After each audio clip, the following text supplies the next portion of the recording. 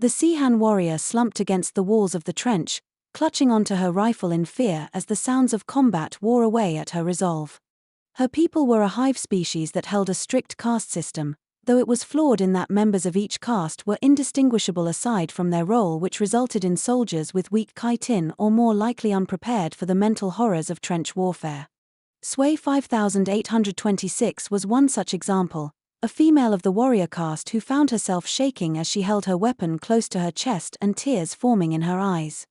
The other Seahan that were scattered along the trench weren't much different, all exhibited signs of graying, a term that referenced the carapace turning colorless, often accompanied by nightmares, blackouts, and outright suicidal tendencies.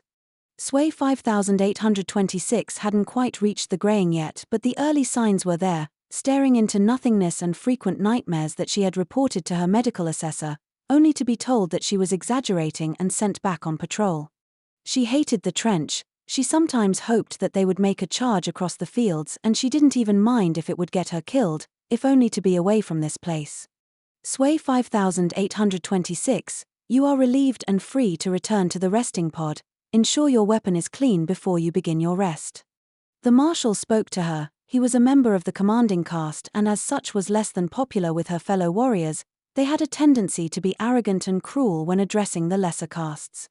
Though despite her disdain for the man, he was still allowing her to get some sleep, and no sane lifeform would argue with that. As the insectoid woman lay down on her bunk, her freshly cleaned rifle at her side, she began to think of a rumor that circulated amongst the other warriors and making her question its veracity. Supposedly they were due reinforcements from one of the ally species, one that she had never heard of before called human. I wonder what they would be like. Prepare for orbital drop.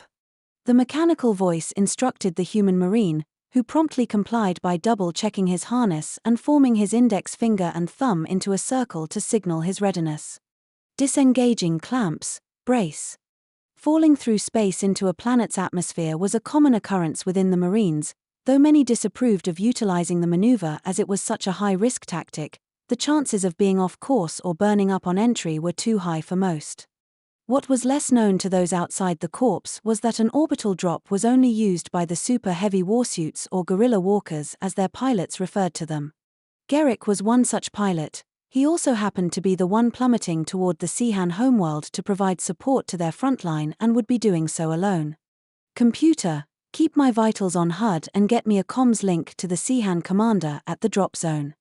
The human commanded, the interface within the warsuit complying without delay. Before too long he was able to hear a confused Seahan commander caste spluttering something about unauthorized use of a secure channel, but he was promptly cut off. You have one friendly guerrilla inbound to your location. Just ensure your boys don't shoot at me, okay? Just what does the feed was cut as the Marine had cut through the atmosphere, armor plating glowing with heat as the warsuit fell. Garrick took this moment of calm to observe the scenery. A beautiful sunset on an alien homeworld wasn't something he saw very often, but it wasn't to last as he noted that the suit was being targeted by anti-air weapons. Oh, for the love of HFY 5826 woke with a start and all but jumped to an upright position, her talons extended. This had been the 40th time she awoke in such a manner that week, though she quickly composed herself and checked a nearby timepiece, revealing she had slept for only 3 hours. With a sigh, the warrior pulled herself from the bunk and began dressing herself for patrol, putting on her boots and collecting her equipment. Yet as she left the resting pod, a bright light caught her eye. Looking up at the phenomenon, it appeared as though an object was falling from the sky, though just before she dismissed it as a chunk of debris, enemy autocannons began firing at the object. She watched in utter confusement as the chunk of metal began almost dancing around the shots, far too precise movements to be random. A machine. It was at this point she noticed that whatever the mechanical entity was, it was heading straight for the trench line she was currently in. Looking around, however, the commander was nowhere to be seen, and as such she had no choice but to maintain her position, not face punishment for abandoning her post. Get me an ETA on touchdown and deploy flares immediately. Garrick commanded to the suit's interface, resulting in a dazzling display of red light around the warsuit as he continued tapping the directional thrusters to avoid more and more ordnance. Estimated touchdown will be in 60 seconds, 59 seconds, 58. He quickly interrupted the mechanical voice. Just put a counter on the HUD, smartass. The information was added to the increasingly cluttered display, his vitals showing a significantly increased heart rate, but nothing he was concerned about. That was until yet another targeting lock flashed on the screen. Deploy the secondary flares. There was a mighty crash as the machine landed just outside the Seahan trench. Sway dared to peek her head out to watch as it began slowly marching toward the enemy line. A hail of gunfire answered the mechanical biped's approach. Munitions of 100 different kinds were hurled at the giant with not a single shot hindering its progress. Sway was enamored by the durability of such a device, its armor unyielding to what was an absurd amount of weapons fire, but that was when shouting from her own trench pulled her from the scene. Weapons ready. Ladders set. The marshal began shouting. Those orders were everything she feared. They were to charge the enemy trench line. As her fellow warriors took their places at the ladders, rifles loaded and in hand, her thoughts were shattered as an ungodly sound echoed and drowned out all others.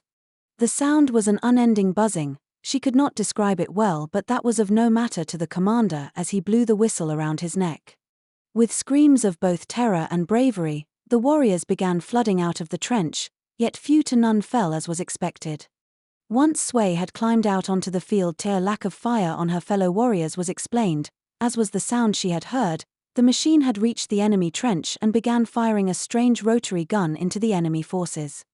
The buzzing was the sound of hundreds of shots being fired within seconds, yet this was not the machine's only weapons, as missile launchers fired from its back and struck into machine gun positions, the screams from its targets cut off by that horrific buzzing sound. Torquet forces engaged, firing auxiliary rockets. The artificial voice alerted, though Garrick was somewhat preoccupied with maniacal laughter at getting to fire the minigun. Technically it was not actually a minigun, as this was the full-sized version of the weapon, the minigun being the handheld or light vehicle variant, but he didn't care. Everyone knew what he meant when he said minigun. Eat lead, space Nazis. Garrick began shouting at no one in particular. The computer was quick to correct the inaccuracies in his statement, however. Lead ammunition has not been utilized for centuries. The Torquet may have ideals aligned to the National Socialist Party of the early 20th century, they are not in fact space Nazis. Garrick just ignored the computer as he continued gunning down the aliens. He did find it somewhat entertaining that the computer made the distinction despite the Torquet being on a war crime speed run, and as far as the Marine was concerned, that made them fair game to insult at the very least. Human war machine, disengage and we will send the warrior caste to clear the trench. The Seahan commander had reopened communications with the warsuit but didn't seem to realize he was addressing a person. Negative buggy, I'm on a kill streak and you aren't stealing my pics. Besides, you guys would just get hurt, so just hold back for now until the enemy mortars are dealt with. He replied, earning a scoff from the commander as he began ranting about how he was the one in charge. Though before he actually heard any of the rant, warnings began flashing up on the warsuit HUD. Artillery. Get your soldiers to cover now. Sway had just reached the war machine as the telltale sounds of mortar shells could be heard falling toward their position, causing her to look for somewhere, anywhere she could hide. In her panic, she froze up as she saw a single shell heading straight toward her. She would be the latest in an uncountable list of warrior caste killed by the invaders. As she closed her eyes, the warrior allowed her tears to flow freely and unabated as she waited for the shells to hit. Get down. A strange and mechanical voice brought the warrior from her delirium. There was the sound of an explosion just above her, but no shrapnel to speak of hit her. Opening her eyes, the war machine was stood over her, its lights almost blinding as it shielded her from the mortar fire. Once she had recovered from her stupor, the warrior began moving into the trench with the machine continuing to cover her until finally the barrage stopped. Right, since your commander is a jackass and wants you guys in harm's way, I'm going to go clear out that artillery emplacement. Do not follow me. Sway had far too many questions to ask but evidently wouldn't get any answers as the machine began slowly lumbering in the direction the mortars had come from. After his departure, she finally found her voice. What's a jackass?